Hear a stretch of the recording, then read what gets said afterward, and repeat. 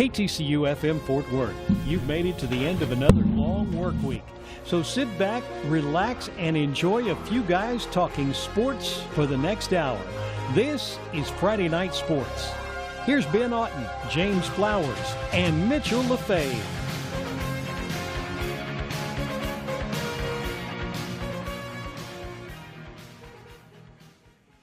What's up, guys, and welcome to Friday Night Sports. I'm Ben Otten, alongside me, James Flowers and Mitchell LaFave. It was another exciting week in college football, including a big win for the Horned Frogs against the top 25 team. It's also the middle of October, meaning the MLB postseason is really starting to heat up. We'll get to all that a little later, but guys, let's start with the opening game of Week 6 in college football. It was a Thursday night ACC matchup between 17th-ranked Louisville going on the road, taking on number 24 NC State, and the Wolfpack came out victorious. They beat Lamar Jackson and the Louisville Cardinals by a score of 39-25. And quietly, this NC State team is 5-1 to start the year, only loss in the season opener to South Carolina. Should we be talking more about the Pack as a serious ACC contender? Oh, well, I mean, NC State has done very well this season. Yeah, they started 0-1, but, came back, won 5 in a row, and in regards to Louisville, Lamar Jackson has looked pretty good, but nowhere near what he has looked like last season. But NC State did a great job against the Cardinals. Running back, I can't pronounce his first name, but he had 18 carries for 102 yards and two touchdowns on the ground. Did a great job against Louisville. Yeah, I think in NC State's home opener against South Carolina, well, I guess it wasn't really a home opener. Neutral, but. Right. But I think for Wolfpack fans, it was really a lot of, oh no, here we go again. Because NC State over the years has been expected to be a competitor in the ACC.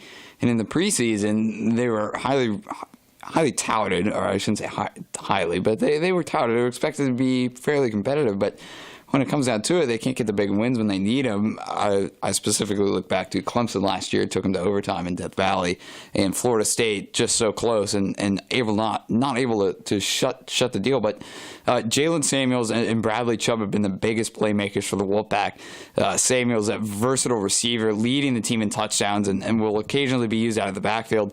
Bradley Chubb has been unreal, leading all Power 5 schools with 13 tackles for loss and 6.5 sacks. They both made ESPN's midseason All-America teams. And quarterback Ryan Finley has just made safe plays. I think he brings a lot of experience from his days at Boise State, and he's still got one more year of eligibility after this year. So through 6 games, he's just looked very good, does not have an interception. And NC State does a very good job not turning the ball over, but capitalizing on chances when their opposition turns the ball over. So unfortunately, they're in the Atlantic. That means they play Clemson, which is, I think that'll be a great game. We'll look at that game closer down the road, but I would not sleep on them following the rest of the season. And if they upset Clemson, they've got a good shot to win the ACC. Yeah, which is surprising because you kind of look at that side of the ACC, and you should see the other side. The side with Miami and Virginia Tech. I think it's the Coastal, where everything's just kind of up in the air, and you don't really know going into the season. We all thought Clemson would kind of just run away with this conference. NC State surprised some people. You mentioned Bradley Chubb, James. He leads that defense, which is really good. And Mitch, I know you're talking about Lamar Jackson earlier and just not looking as good as he did a year ago. I would argue that he's played about as well, but he lost so many offensive weapons with the guys around him. It's either Lamar Jackson has to go for about 600 yards and 5 touchdowns, or they're going to get beat because the weapons around him just have not been very good. I mean, he had 417 of the team's 470 total yards. He was a leading.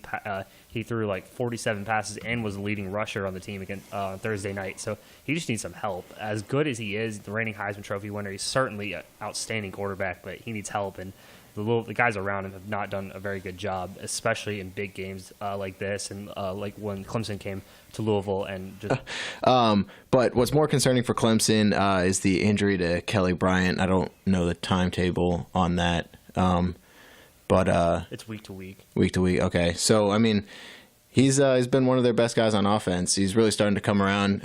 Kind of wouldn't say struggled at the start of the season, but didn't start as well as he's playing now. Really picked it up, and I think that'll be their biggest test going forward. Yeah, I think Hunter Johnson gets to start because I don't think Kelly Bryant's going to go tonight against Syracuse, so certainly something to keep an eye on. Yeah, especially if they're playing Syracuse. Not to belittle them, but this would be a good opportunity for the backup to get some playing time. Absolutely. And in regards to your question, am I worried? Not really. For both teams, I think it's so important to stay mentally strong at this point. Alabama's in a bit of a tighter situation in the ACC because all around it is the better conference, and it's probably considered the strongest conference in all of college football. And there's no question that their game against Texas A&M was a wake-up call for them. But as for Clemson, they've played the toughest part of their schedule already, which helps them out. But NC State will be tough, and Florida State, even without DeAndre Francois, could make it interesting. But what's surprising is that Clemson's unexpectedly close games have really all come at home. Boston College and Wake really kept them close. But overall, I think both teams just need to keep their mental edge and prepare 1 week at a time. Yeah, you mentioned Syracuse with Hunter Johnson getting the start for Clemson. It is 7-0 Orange out the gates. Ooh. So should be something to keep an eye on as the night continues. But I want to go back to this Alabama-Texas A&M game because I don't think the Aggies I don't think they get enough credit. Everyone talks about their monumental collapse in the season opener against UCLA. And now they're back at quarterback. Kellen Mond's only a freshman, but Kevin Sumlin and that offense have figured out how to maximize Kellen Mond. He's not a great thrower, but he does bring a lot of athleticism to the table. They've used that well. Travion Williams and Keith Ford are really good running backs. Christian Kirk might be one of the most dynamic players in the country. They have a stingy defense. Kyle Field's a tough place to play. It had all the makings of an upset from Alabama's standpoint, and I think the Tide just did a good job of just handling the game. Wasn't very convincing or even all that close, but A&M was always going to hang around in that game, and I think Alabama, coming off two really easy wins, hadn't been tested of late and probably hasn't been tested since Florida State in the opener. So I think this is a good test. It was a good test for them, and I think it gives Nick Saban a better idea of where his team is at. Yeah, and you're halfway through the season. As you kind of said, it is a bit tough to judge. They opened up with Florida State, right? So, and I mean, it's tough. I guess DeAndre Francois got injured at the end of that game, but I think really for Texas A&M, they've improved. They steadily improve each game. This week is going to be one of their bigger games. They play Florida, who was just ranked, lost a close game to LSU. Kellen Mond, as you talked about, he's improved, and his play in the SEC games has, I think, really made Kevin Sumlin a little bit happier. I mean, he's 63% completion percentage in those 3 SEC games, and really, you just have to look for improvement, especially with a young quarterback. So while I know A&M fans were ready to get Kevin Sumlin out of College Station as soon as possible, now 1-4 straight. If you can take down Florida, I think that's a big win. You might just find yourself in the top 25. Yeah, and I think you have to give Kevin Sumlin a lot of credit in that sense because, and not just that team, but he himself backs against the wall because everybody wanted him out of College Station after that UCLA game, like you said, and he's just done a great job getting the most out of the guys he has, which he has good talent on offense. But I think early on, especially later in that UCLA game, they struggled, and now he's kind of starting to figure it out. So give Kevin Sumlin a lot of credit in that sense. Let's move on to the third-ranked team, Oklahoma. I said Alabama and Clemson narrowly survived tests against unranked opponents. It was not the same fortune for number 3 Oklahoma as they went to Iowa State in the Cyclone shocked them 38-31. It's still early, only about halfway through the season, but is it fair to say Oklahoma's playoff hopes are gone? Just a quick thing. It was at Oklahoma, not at Iowa State. It was at Oklahoma? It was a home game for Oklahoma. Wow, that's an even worse loss. Yeah, it's not. It definitely does not look good. Especially with, I would say, the way the votings are. Big 12 doesn't get a whole lot of love. I think even if Oklahoma State can go undefeated the rest of the season, and get the Big 12 championship, I just think a home loss to Iowa State is not going to look. Is definitely not going to look good for them, and I don't think that they can make the college football playoffs. I think for Oklahoma, it really depends what happens to all the teams in front of them. If Washington loses, if Georgia loses, if TCU loses, if USC gets handed a second loss, and if they'll lose and Oklahoma closes out the season with just one loss and they win the Big 12, there's a possibility they're in the playoff. It really depends on what these other teams do. But the College Football Playoff Committee will have to gauge their loss to Iowa State if there's a situation for Oklahoma to even be considered for the College Football Playoff. So we have to keep watching Iowa State, too, because if they upset, what if they beat Oklahoma State? What if they beat TCU? excuse me, we'll kind of have to see where they're at. Yeah, and I think I mentioned earlier that it was just an early loss for Oklahoma, which they fell all the way to number 12, but they ran the table, and if they run the table and win the Big 12 championship, they have a good resume, and I know that Iowa State loss will really hurt them because that's something that voters, the college football playoff voters can hold against them. But they also have a really good non-conference win over Ohio State, so I don't want to jump to the conclusion and say that they're gone. But there is no room for error anymore because, any other loss, and certainly your playoff hopes are gone, which I know would devastate Baker Mayfield, who came back for his senior year for the sole purpose of getting to the college football playoffs and hopefully making a run at that national title. And speaking of Baker Mayfield, I thought it was weird. I was looking at the stats, and I expected to see a pretty underwhelming performance from Baker Mayfield. It wasn't that. He threw for 306 yards. He had 2 touchdowns. The Sooners ran for 190 yards and 2 touchdowns. But guys, Iowa State, without their starting quarterback, that offense played a lot better than it's looked all year. Yeah, if you can believe it, they almost got outplayed with those numbers. When you hear those numbers, you say, Oklahoma won the game. No, absolutely not. And I didn't get to catch it, but everybody thought going into this week, Iowa State, man, they lose their quarterback the day before Oklahoma. That's a horrible time for him to call it quits for now. But give credit to Iowa State. They came into Norman. They shocked them. Really, is this a situation where cannibalism in the Big 12 is it too good for its own good? Phrase. Yeah, I get what you're saying. Right. So because Oklahoma might have been the best shot besides TCU and Oklahoma State to really be the Big 12 representative in the college football playoffs. So. Is there a case for that? Too many impressive teams for its own good? I'm not sure if it's quite that, but the loss certainly doesn't help the conference in a way, I guess, if you look at it. Mm-hmm. Yeah. You mentioned Baker Mayfield, Ben, had 306 yards and 2 touchdowns. But for that, it was just a case of Kyle Kempt, quarterback for Iowa State, just outplaying him. He had 343 yards for 3 touchdowns. Just destroyed, or I wouldn't say destroyed, but outplayed Oklahoma State in the passing game for sure. Yeah, definitely an impressive performance from Kyle Kempt, the backup quarterback, obviously filling in for Jacob Park. We wish him all the best. I think he left for personal reasons, so hopefully he'll be able to come back. But with the way Kempt played, Park might not come back with a starting job anymore. So, but I guess we'll see from there. Let's move on though to a in-state rivalry. 7th-ranked Michigan welcomed unranked Michigan State, and the Spartans, for the second consecutive year in Ann Arbor, knocked off the Wolverines, this time by a score of 14-10. I picked it in our pick. James did as well. What was your thinking behind that, James? Yeah, I actually really liked what I'd seen from Michigan State so far. Really, in that Iowa game, they got completely manhandled at Notre Dame, but they rebounded it and beat a tough Iowa team that came within seconds of knocking off 3rd-ranked Penn State. I didn't love the bye week for Michigan. I thought it gave them too much time to relax a little bit. Relaxing against Michigan State was the last thing they needed to do. Historically, Michigan State loves to play the upset card against Michigan. They'd won the 7 of the last 9. Make that 8 of the last 10. And I said Lewerke really needed to play well. He needed to, kind of like Kenny Hill, like I say week in, week out, he needed to not overplay the game and try not to force anything.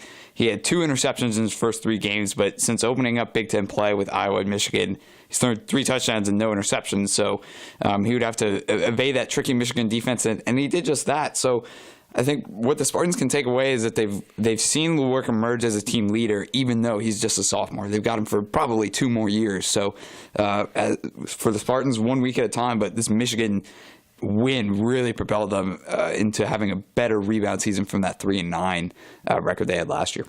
Yeah, certainly an off year for the Spartans last year. Good to see them bounce back. I think they were 4-1 now. So yep, yeah, 4-1. One thing I do want to at least add on to that, Michigan definitely didn't play that well. I would say they were still outplayed by Michigan State. But you got to admit, rain was a big factor in that game for sure. I don't think O'Korn would have thrown 3 interceptions. 3 straight possessions. Yeah, on 3 straight possessions. But again, I mean, it's just I think that game was a case of Michigan State coming in hungry and just outplaying Michigan. Yeah, they got those 2 early touchdowns on the Michigan, and then the rain started coming down almost at the perfect time for Michigan State. Really slowed down that offense. You mentioned John O'Corn, obviously with Wilton Spate out. I know Wilton Spate doesn't put up the best numbers and isn't a great quarterback by any stretch of the imagination, but he knows the offense. And I think last night or Saturday night, you really saw how much they missed Wilton Spate. John O'Corn's a guy who has a bit more talent probably than Wilton Spate, but just he looked completely lost. And I know what you're saying with the rain, Mitch, but it's one of those things both teams have to deal with it. I just thought Michigan State, those 2 early touchdowns, the rain coming, it kind of all just kind of played perfectly right into the Spartans' hand. Yeah, Wilton Spate is as good or as not as good as he's played. He's still their quarterback, and he's still their leader on offense. So I do see that as a loss, and John O'Corn should bring in a little more talent for Michigan. But yeah, the rain hurt both teams. But yeah, as you said, it really came in the right time for the Spartans. Ben, before you move on, Clemson, by the way, they just tied it up at 7-7. Kelly Bryant is starting right now. He is playing. He is 2 for 2 for 20 yards. Wow. Okay. But yeah, so Kelly Bryant playing.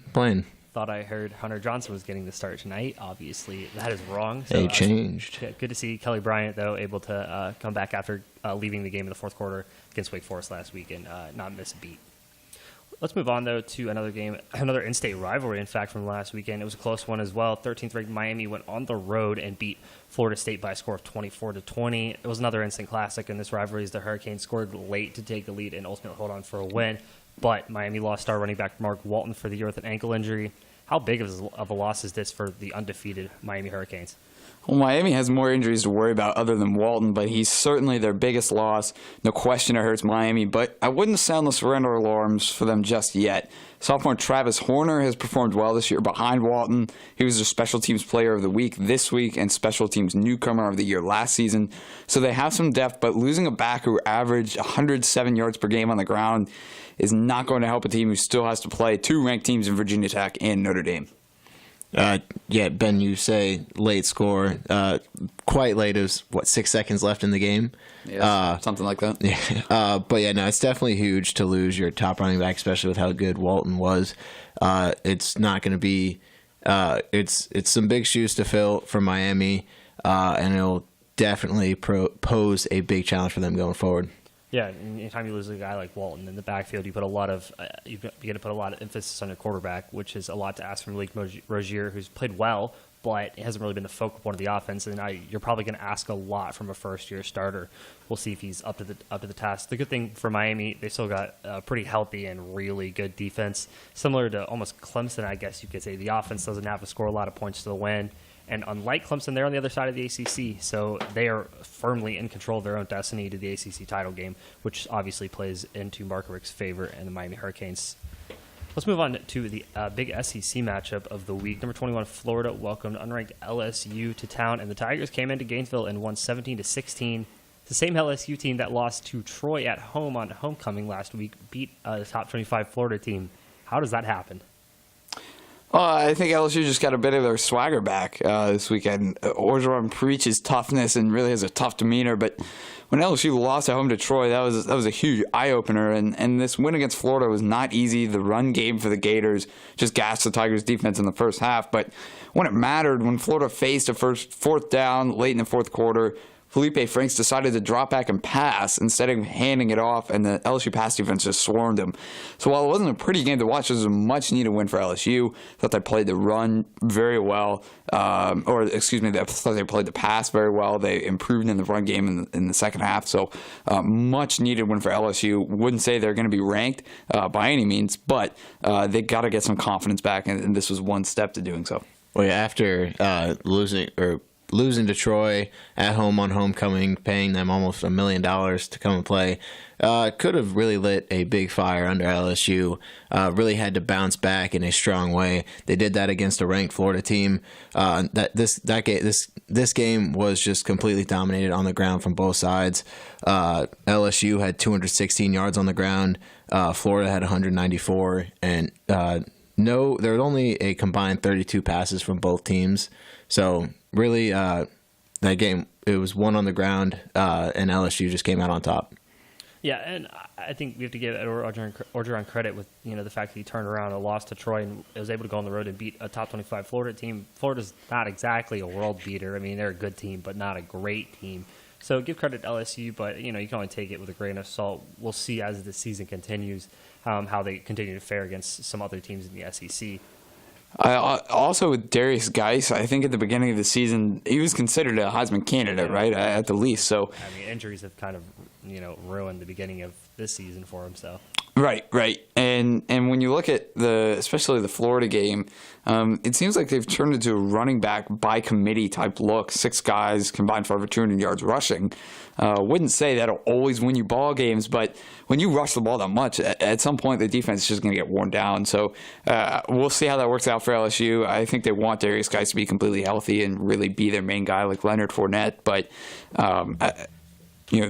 1 week at a time, and I don't know who they play this week. Auburn, I think. Yeah, they play Auburn. It's a tough test because Auburn's been cruising of late. So it's a huge test. Yeah. So we'll see how much LSU was really able to bounce back from this win. Yeah, one big note from this game, Florida kicker Eddie Pinheiro missed a game-tying extra point with 1:45 left in the third quarter. That doesn't sound like a lot, but there were no more points scored after that or in the fourth quarter at all. Those kind of mistakes, it's tough when things like that happen, because if he makes it, obviously the game goes to overtime, and who knows what happens from there. Don't take that away from LSU. They did a great job going on the road and getting a win over a top 25 Florida team. And finally, number 23 Utah. It was a late night game. They welcomed Stanford to town. The Cardinal won 23-20, knocked off the top 25 team, and it was another big day for Bryce Love. I think he was your performance of the week last week, Mitch. Not quite as good of numbers this time around, but certainly still a great day for the Stanford running back. I mean, you say not quite as great of numbers, but yeah, it's still great. It still had 152 yards, only 1 touchdown this game against Utah, unlike he's been scoring multiple in games before.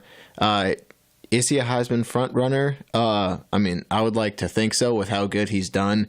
He's pretty much carrying this Stanford team, but with the way the Heisman vote goes, usually they go for a team that's high ranked and winning. So I think he should be a Heisman frontrunner. Don't think necessarily that he'll win, though. Yeah, I'd say he's my Heisman frontrunner. However, Mitch just kind of talked about it. I think Stanford can really only suffer one more loss if he's going to stay in the running. The last time a winner had 2 losses and won the Heisman was Johnny Manziel in 2012. 3 or more losses and won the Heisman. RG3 in 2011. His numbers on the ground and as a back, not just rushing, are better than Saquon Barkley's by a good 250 yards. But Barkley is a little bit better in the passing game, has more receptions, more receiving yards, which I think that just has to do a little bit with their offense. So, and really, while we're on the Heisman topic, I think Luke Falk is a little underrated. Ben, I know you've talked about him a lot. You're very high on him. 3rd in the nation in passing yards, leads the nation in touchdowns. They're 6-0, or Washington State's 6-0, knocked off USC a couple of weeks ago. But this long road stretch is for sure going to test Luke Falk. Yeah, and I want to get back to Bryce Love for a second, because I think what's so impressive about this is, Stanford's quarterback play has been average at best, and so he's doing this with absolutely no threat in the passing game. Teams are just loading 8-9 man boxes every single time, and he's still getting, breaking free. I think he leads the country in 20-yard runs, and it's not even close. So it's been an insane start to the season for Bryce Love. Obviously, one of the quickest to reach the 1,000-yard mark on the season. He did that last week with his big game against Arizona State. So I'm with you, Mitch. I think he should be a Heisman frontrunner, but again, you'd have to think based on the way voters have, voted in the last few years. They go to a guy who maybe hasn't had the better season, but has had a good season on a better team, and I think that leans towards Saquon Barkley being the Heisman frontrunner. But Bryce Love, certainly, even the fact that Stanford's 3-2 or 4-2, he can't be far behind Barkley in the Heisman race. Well, yeah, just before we go, Bryce Love has in about 25 more attempts than Saquon Barkley, has double his yards on the ground. But like James mentioned, Saquon Barkley is more effective than Bryce Love in the passing game. He also took a kickback, I think, against Northwestern last week. So Saquon Barkley can beat you in a number of different ways. Not to say this, can't say the same for Bryce Love, but certainly doesn't take anything away from him. And to finish out our College Football Week 6 segments, let's take your guys' performance of the week. I'll start with James. Yeah, my performance of the week was Jonathan Taylor, the freshman running back out of Wisconsin. The youngster out of Salem, New Jersey, ran all over the Nebraska defense in one of the toughest places to play in all of college football, that being Memorial Stadium in Lincoln. On 25 carries, Taylor ran for 249 yards and 2 touchdowns, yet to hit 100 carries this season. This was Taylor's second 200-yard performance, his first one coming at FAU earlier this season, but he made a big statement just this week in just his 5th game as a Badger. For me, my performance of the week is Kyle Kempt of Iowa State. I believe he's a walk-on senior. Never really got to play much. And then on the road against the number 3 team in the country, goes 18 of 24 for 343 yards and 3 touchdowns. Has a 95 QBR, and he led the Cyclones to a huge upset of Oklahoma. Also, Kempt didn't know he was going to be the starter until about 2 days before, so it wasn't like he had the whole week to prepare. True. Give Kempt a lot of credit in that sense. For me, it was Memphis quarterback Riley Ferguson, 34 of 48, 431 yards, 7 touchdowns, and 0 interceptions against UConn. I know it's UConn, but Ferguson put up those numbers in just 3 quarters. By the way, Memphis is quietly 4-1. Their only loss was to UCF, who's undefeated, and the Tigers also have a big win over UCLA, who was ranked at the top 25 at the time. They welcome unbeaten Navy to town tomorrow and then go to Houston the following Thursday. So it's make or break time for the Memphis Tigers. We'll see if Ferguson can live up and continue to put up numbers anywhere close to that. If he does, Memphis could be a team to watch in the American Conference. We're going to take a quick break when we come back. There's one game we haven't talked about yet. Horned Frogs had college game day here last weekend, and they took care of business against West Virginia with a 31-24 win. We'll talk about that right after this. Hey, Larry, mind if I sit down? Nope. This coffee tastes like coffee. So what's going on? Not much. What's new? Not much. Okay, but can you please put the newspaper down while you say not much? What newspaper? This newspaper. Oh, dude. What happened to your face? I see 1, 2, 3, 4, 5, 6. Ow. 7. Dude, what is this? 11 pieces of toilet paper stuck to your face? I'm shaving in the dark to save energy. I'm helping the environment. That's a dangerous way to help the environment. Well, sometimes you have to sacrifice yourself for the greater good. Dude, there's an easier and safer way to help the environment without sacrificing yourself. Go green, go public. Take public transportation. It's good for the environment and you won't have to live behind a newspaper. Wow. But for now, put the newspaper back up. A message from the public transportation systems across the country. To learn more, visit publictransportation.org. Welcome back to Friday Night Sports. Like I said before the break, TCU Horned Frogs got a big win over number 23 West Virginia by a score of 31-24. Horned Frogs are now 5-0 on the season. It wasn't exactly pretty. They certainly didn't cruise to a win, but a big win nonetheless for TCU. Yeah, I'll start with the defense. It really may not look like it on the stat sheet, but I thought the TCU defense did a great job containing Will Greer. He had a 64-yard passing touchdown and 76-yard passing touchdown, but subtract those from the equation, and he's got just 200 yards passing. Overall, the defensive line did a solid job getting to Greer, especially later in the game. Early on, he showed his escapability, though, and as many times as it looked like he was going to go down, he would evade pressure and try to make a play downfield, some of those working, some of those not working. So really great game from the defense. Again, numbers-wise, maybe not so much, but I thought they did a terrific job containing Will Greer for the most part. Yeah, they did like you mentioned, a good job containing Will Greer. They wouldn't say completely kept the West Virginia's run game intact. Crawford still had 111 yards, but they kept the run game out of the end zone. I think a really good job on the defense in that part. Yeah, I think the stats from Wilger and Jordan Crawford can be really deceptive because I think Crawford had like 83 through the first quarter and then was held pretty much in check after that. So in that sense, stats can be deceptive. For me, it came down to 2 things. Turnovers, TCU had 0, West Virginia had 2, and big plays. It wasn't exactly a pretty offensive performance from the Horned Frogs, but they made plays when they had to. Jalen Rager's 45-yard touchdown catch right after Wilger's interception Kenny Hill's 48-yard touchdown on a trick play after West Virginia had made up a 17-3 deficit really quickly. That touchdown kind of put the Horned Frogs ahead essentially for good. And then most importantly, that Kenny Hill 3-yard run on the 3rd and goal late in the 4th quarter, that was ultimately the game-winning touchdown and the difference. I thought those big plays were really fueled TCU's win. Yeah, you mentioned that Kenny Hill run to finally put us up with 31 points. I'd like to mention a very key block on the part of Kyle Hicks. Dove in front of one of the West Virginia defenders and left just enough time for Kenny Hill to be able to dive into the end zone. Also, Kenny Hill passing touchdown, rushing touchdown, and a receiving touchdown from Cavante Turpin on that trick play. Had 48 yards on that.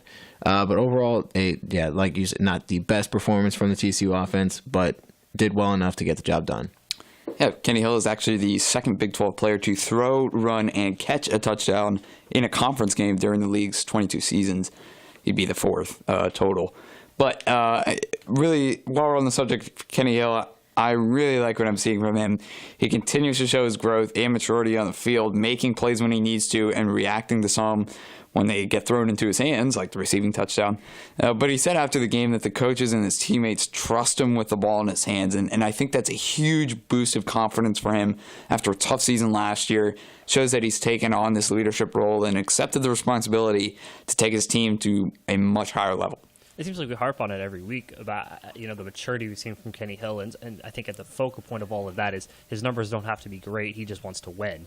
We saw that again last week. I think he only threw for about 188 yards and 1 touchdown. So, it's not exactly lighting up the scoreboard or the statistics with his numbers and passing yards or anything like that. But he just kind of leads this offense, gets the offense in the right plays and the right checks and does what he needs to do to get the win. I want to go back to the defense. I think, James, you talked about it a little bit earlier. Cortland Sutton, not Cortland Sutton, Anthony Tejada, I think had another really good week. He limited Karan White to just 5 catches for 62 yards when Tejada was on him.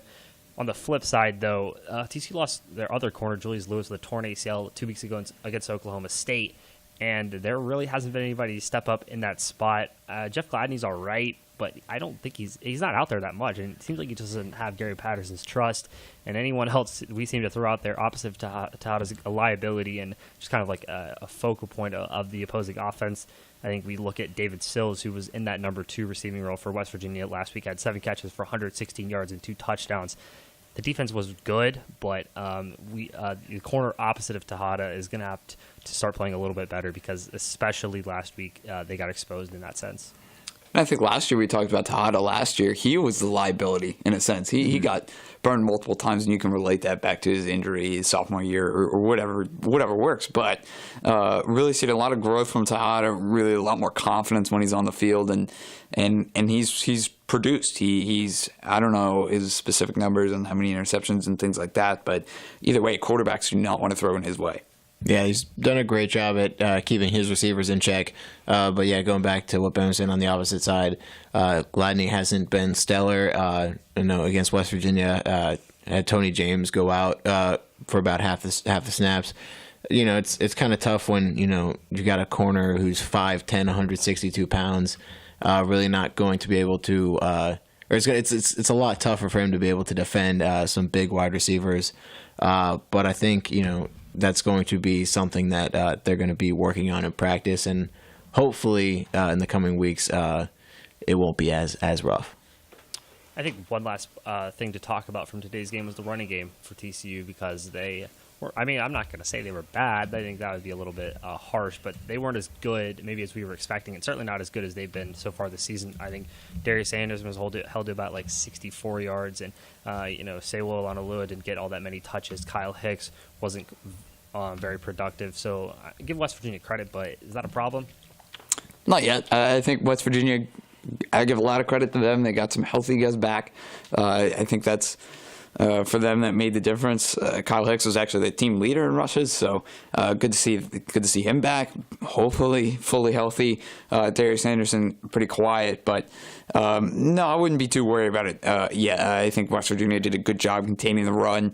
They threw some different things at the West Virginia defense, but overall they came in prepared, and you just gotta make it work. And eventually, when TCU gets the win, that's the overall thing. But overall, I'm really not too worried about it. Yeah, I'm not too worried. Like James mentioned, West Virginia did a pretty good job at containing the run. Kyle Hicks had 11 carries. Darius Anderson had 9. Kenny Hill had 7, and Alana Lua had 2. One thing that happened in this game, which we haven't really seen, I don't think at all so far, was West Virginia had most of the possession, and they held the ball for a long time, had a lot of plays going.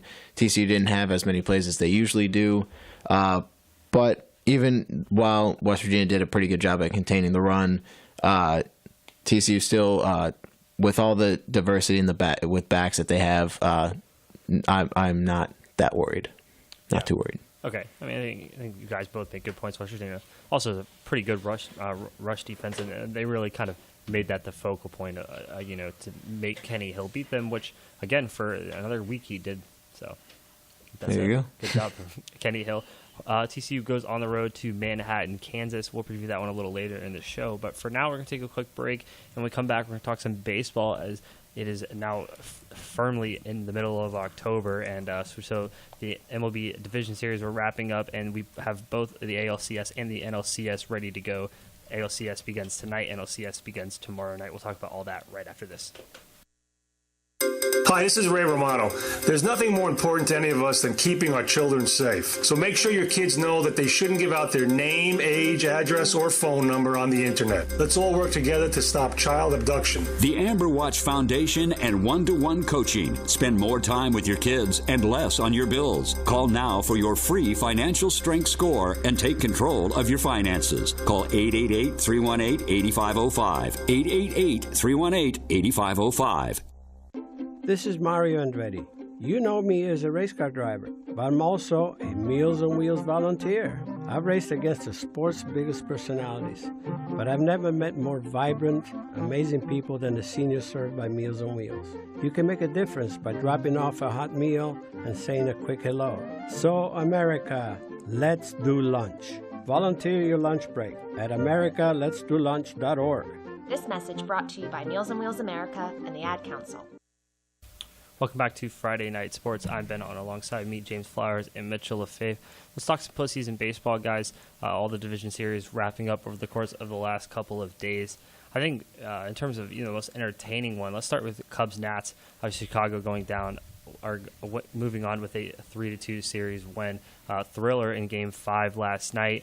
Saw a tweet that I felt was very applicable to that series, which says only 3 things are certain in life: death, taxes, and a Nationals collapse in October. We joke about it, but it is true. For another season, Washington Nationals, for all that talent and all that roster loading of sorts that they've done over the past couple of years, still can't make it out of the NLDS.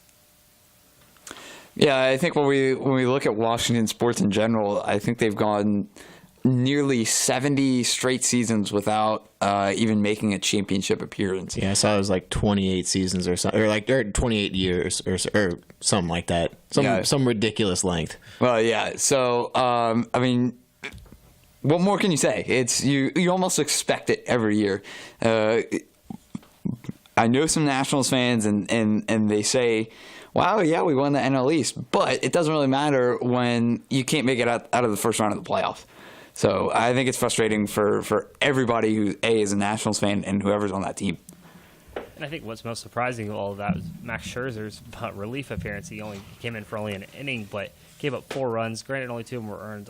3 hits, 1 walk, 1 hit by pitch. It was a catastrophic top of the 5th inning for him and for this Washington team. I think the Nats came in up 4-3 and left trailing 7-4. So, and that ultimately proved too much to overcome. Just something you don't expect from Max Scherzer, even in an appearance out of the bullpen.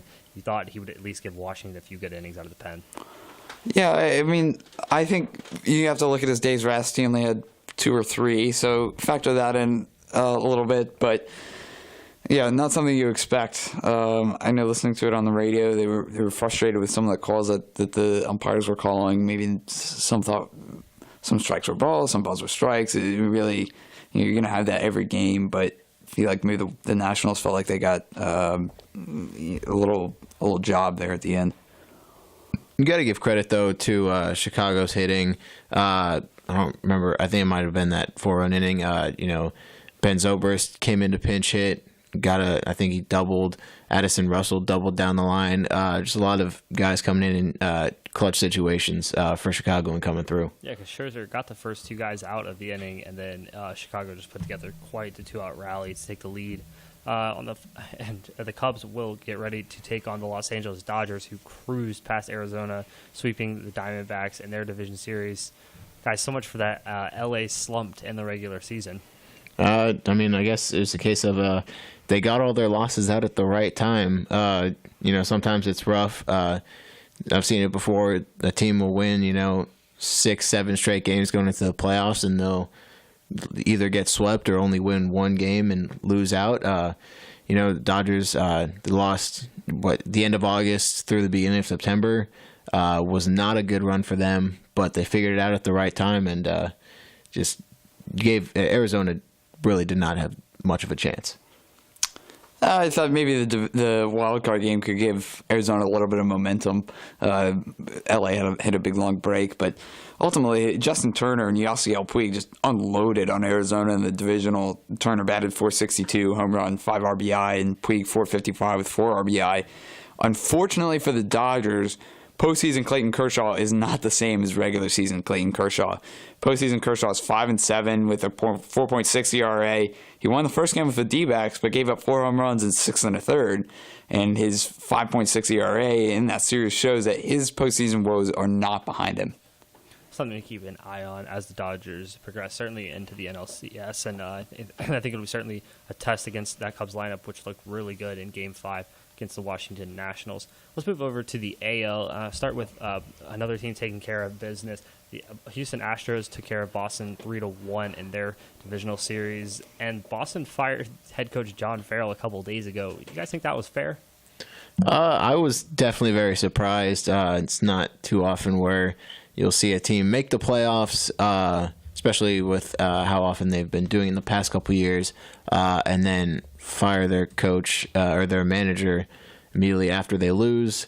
I would say probably a little unfair. Sometimes you just get outplayed, and that's what I think the Astros did to the Red Sox that series. I don't really know what to think of his firing. I was very baffled by it too. He'd done fairly well in the postseason. He'd led them back. Was it his first year in Boston? He led them to a World Series win in 2013. So it was his first or second year. So I'm not sure what they saw. I guess winning one game against the best offense in baseball is not good enough. But I feel like there might be something behind closed doors in Boston that's going on there. Yeah, certainly. Something pretty interesting. Obviously, I think all three of us can agree we were pretty surprised when we saw that news out of Boston. But nonetheless, like Mitch said, give a lot of credit to Houston. They look really good, even with a young roster that doesn't have a whole lot of postseason experience. Yeah, they've been one of the best, if not the best, offense in baseball this year. 6 of their starters make contact with the ball more than 80% of the time they swing. They became only the third team in the last 100 years to lead the league in slugging percentage while finishing last in strikeouts. And they rank first in the majors with averaging over 4.5 runs per game. But in second, not far behind them, their opponent, New York Yankees. And speaking of how the Yankees got there, they came back from a 2-0 deficit to take care of the Cleveland Indians 3-2 in their 5-game series. Another collapse for the Cleveland Indians, their second year in a row. I thought it was a bit unlucky. I think we'll start with Corey Kluber in a sense. How well, I know you mentioned Clayton Kershaw for the Dodgers, and Corey Kluber kind of had the same effect. He pitched probably worthy of a Cy Young award in the regular season with the way he was going, and then in his 2 starts this series, just did not pitch well at all. I don't think he made it out of the 4th inning in either of his starts. Yeah, no, he only had 6 1/3 innings this postseason with a 12.7 ERA. We were mentioning, I think last show, Trevor Bauer started Game 1. Was kind of surprised with that, but he shut the Yankees down. And then Corey Kluber comes in to start Game 2, gives up quite a few runs, gets pulled real early from that. Cleveland ended up winning that, but it's really tough for Cleveland to see their ace and potential Cy Young winner struggle like that in the playoffs. And it came out so unexpectedly. No one saw that coming. But give credit to the Yankees. I mean, that game 2 was theirs to lose, and you say what you will about Joe Girardi and that whole business. But they put the bat on the ball and they chased Corey Kluber. And Kluber, I don't know what his stuff, if it was any different than what it was in the regular season, or if the Yankees just saw it a little bit better. I don't know what happened there, but I give a lot of credit to the Yankees to adjusting, bringing it back home, relaxing, taking that day off, and then taking 2, and then going back to winner take all in Cleveland. You just never know what can happen in that game 5. Let's not put it all on Corey Kluber, though. That Cleveland offense that's been so much talked about as being so great was pretty subpar. Francisco Lindor, 2 for 18. Jose Ramirez, 2 for 20. Those are guys that are at the forefront of that lineup, and 2 superstars that really struggled against Yankees pitching all series long. Real quickly, let's just take a quick preview of the ALCS, Houston versus New York. Guys, I guess I'll get your picks. Do we want to start with AL or NL? AL. Houston, New York. So, really, for me, postseason baseball is so much different than the regular season baseball, and I think it's important to acknowledge the fact that the Astros did win the series with the Yankees in the regular season 5-2. Tanaka, who's going tonight, did not pitch well against Houston, and neither did Severino. The Astros have the lowest percentage in throwing out baselers at 12%, and I think that could play a pivotal point in this game. The Yankees have some speed on the bases with Brett Gardner and Aaron Hicks, and even Ronald Torreyes if they need him off the bench. I think the Yankees could get to the Astros bullpen, who had an ERA over 4 in the regular season. They've got a good chance of taking the series, but Astros starting pitching has the ability to go long and long in games and just log innings. So this series could go 7, but I'm going to take the Astros in 6. Yeah, it's definitely tough with 2 great offensive teams in Houston and New York. But like James mentioned, Houston's starting pitching has been really good. They have the ability to go deep. They had a great addition in Justin Verlander, who's had especially that postseason experience. And with how hot Houston has been on offense as well, I've got Houston winning the series as well. Yeah, I'll take Houston. I think it goes to 7, though. I think it's 2 teams with a lot of momentum and had a lot of confidence building in their division series. Obviously, Houston taking care of Boston, which I think was a little bit surprising. The New York and the way they came back in dramatic fashion against Cleveland down 2-0 in that series. I think it's 2 teams that are really confident in themselves and both think they can make the World Series. So I think in that sense, it goes to 7. For me, it's just the Astros, too much talent, especially up and down that lineup. Guys like Carlos Correa, Jose Altuve, George Springer. There's just so much talent in that lineup, and a lot of guys who produced well in the series against Boston. Let's move on to the NLCS, Los Angeles Dodgers versus Chicago Cubs. I'll start with Mitch on this one. Los Angeles, they swept Arizona in the first series. Chicago, back and forth battle with Washington. I think the Dodgers, even though they did have that collapse, I think being from Los Angeles, I'm going to switch cast from Angels to Dodgers. I think the Dodgers are going to be. I think they're going to have a different postseason result than last year in this NLCS rematch. So I've got the Dodgers.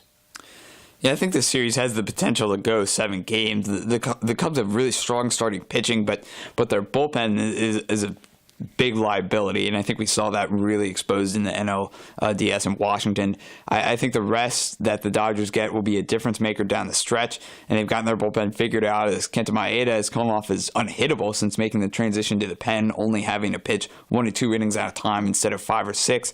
The Dodgers will leave their World Series appearance drought behind them. I'll take the Dodgers in 7. I am more confident in the Dodgers than you are, James. I just think the Dodgers in 5. I know the Cubs are the reigning World Series champs, but the Dodgers are just loaded, not just in the pitching staff. That lineup is really good. Justin Turner, Cody Bellinger, Logan Taylor, Yasiel Puig's having a great postseason as well. I just think they're playing better baseball right now. Chicago was almost a bit fortunate to make it past Washington. Some questionable calls by the umps and a wild up and down game 5. I think eventually the Cubs' luck's going to run out, and as do their hopes of the repeat. I got LA in 5. And moving back to college football to wrap things up, guys, we don't have much time, but TCU, Kansas State, give me a couple things to keep an eye on and pick. Yeah, first of all, 11 a.m. game. I want to look at that. It's the first one of the season for TCU, and Manhattan is not easy place to play in. With the Wildcats' run defense, top 50 run game ranking, they've held opponents to an average of 130 rushing yards per game. So I look at that, especially as TCU looks to kind of get their run game back at it after the slower game against West Virginia. TCU's defense, they've got to contain this run game of K-State. We don't know if Jesse Ertz is going to be starting. If not, it's going to be Alex Delton. So you've got to make sure you get pressure on him, hold that run game, and force him to throw, which they are not comfortable doing. And my last point is just limit the mistakes. This game, I see it almost being a trap game for TCU. I won't call it that, but it has the possibility of being that. A lot of people overlooking K-State after their poor performance against Vanderbilt. So limit the run game, limit the turnovers, and I think TCU should come out with a win in Manhattan. Gary Patterson and the TCU team, they like to play on the road. I think just in the past, in general, TCU has done better on the road. In regards to Kansas State, they throw the ball the least out of the Big 12 teams. TCU, their defense is going to have to do a really good job at containing the run game, like James mentioned, force them to pass, which they're not comfortable with, and I feel like I'm just repeating James, but also on offense, Kenny Hill, keep limiting the mistakes, keep just managing that offense, and got TCU winning this one as well. Yeah, turnover is obviously important when you go on the road. K-State's not a team you want to overlook. They can certainly beat you. I want to go back to something James said. 130 rushing yards per game, top 50 in the country.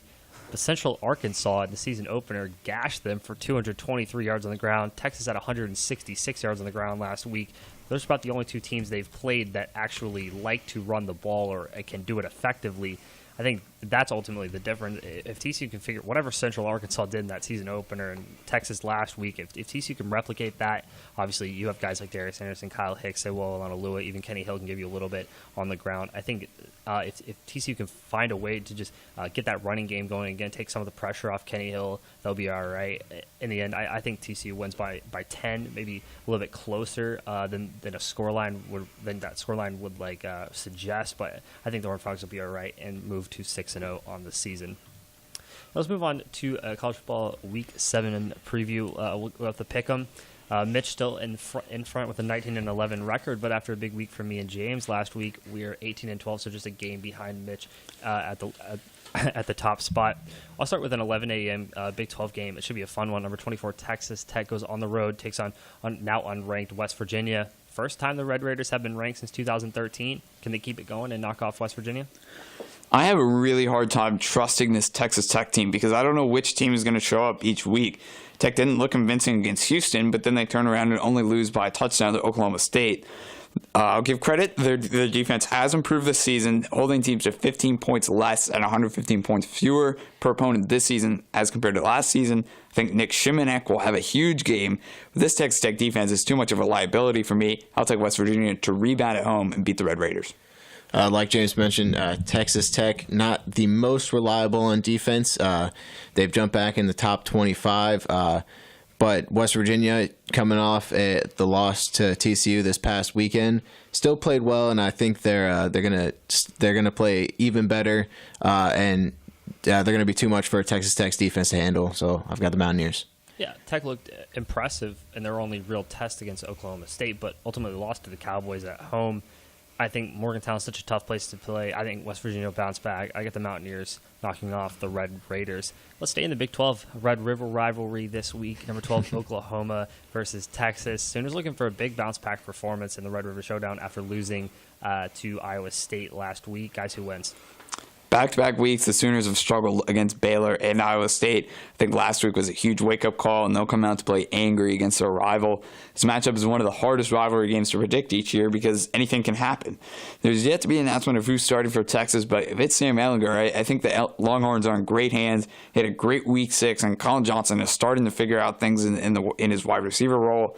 However, for me, I just think there's going to be too much Baker Mayfield, and Oklahoma is just too explosive. I like Oklahoma. This game is usually pretty close every year.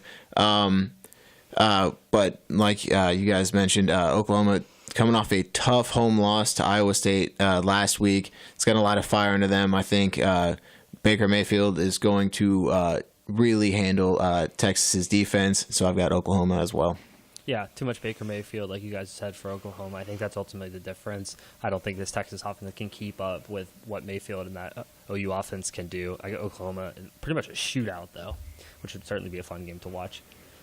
Moving on, number 25, Navy, a newcomer to the top 25, as they're undefeated, but they go on the road and take on Memphis. The American Conference doesn't get a lot of love in college football, and probably rightfully so, but these are some really good teams in that conference going at it tomorrow afternoon. Who comes out on top?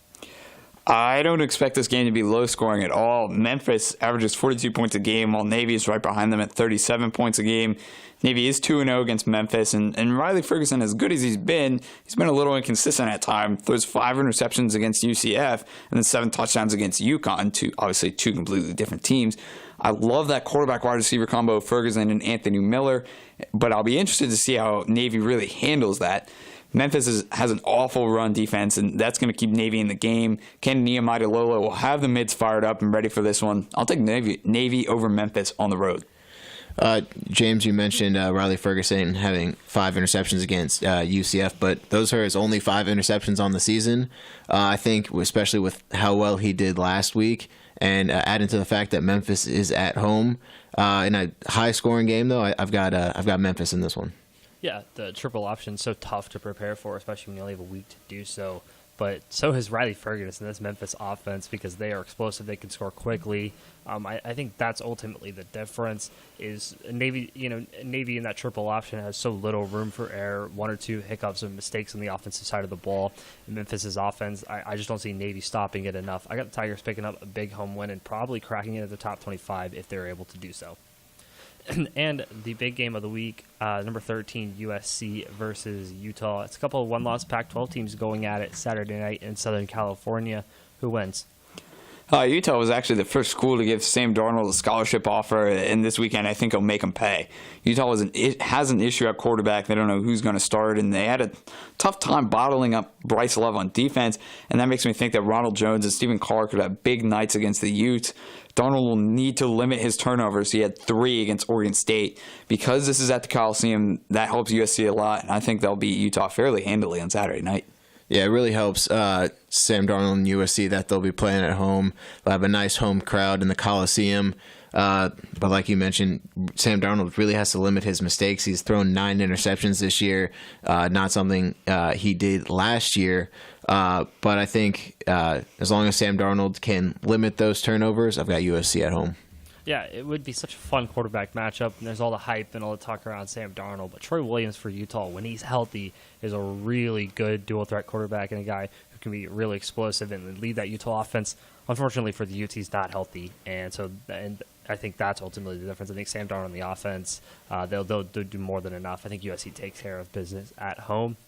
And finally, to round out our Week 7 pick'em, game day is there, going to the FCS school, giving the FCS teams some love. Number 1, James Madison welcomes number 11, Villanova. The last time College Game Day came to JMU, they were down by Richmond in 2015. Can the Dukes get a win this time around and maintain their number 1 ranking in the FCS?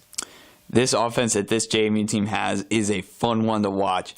JMU hasn't lost a game since the 2015 playoffs at home against Colgate. The Dukes are averaging 289 rushing yards per game and average 41 points a game and 517 yards of total offense. Villanova struggled with injuries all season. They lost a good number of their wide receivers in preseason, and their starting quarterback 2 weeks ago at Towson. This is a banged-up Villanova team that's coming into Harrisonburg to face a lights-out offense in JMU. Dukes will even up their game day record to 1-1. Dukes roll to a huge win at home over Villanova. Yeah, James Madison, they have a very explosive offense. College Game Day coming back after 2 years. I think they're going to make the most of it this time and get the win over Villanova. Yeah, James Madison, that offense puts up a whole lot of points, but they haven't been exactly great over the last 2 weeks. I think the bye week last week really helps them out, or the past 3 weeks, I guess, the 2 games before then. They now have a bye week. I think that really helps them out. As for Villanova, they have losses to Temple and Albany, both of whom are 3-3. I think I don't know much about either team, but I'd like to think that those are some pretty frustrating losses for Villanova, and in that sense, I'll take James Madison as well. That's going to do it for us here on Friday Night Sports. For James Flowers and Mitchell LaFave, I'm Ben Otten. If you missed anything from tonight's show, you can find a replay of it on our Facebook page, Friday Night Sports, or on Twitter at Friday Night Sports. That's FRINIGHTSPORTS. We'll be back here next Friday at 6 o'clock right here on KTCU. But until then, have a great weekend and a fall break for all the TCU students and professors. Good night, everyone.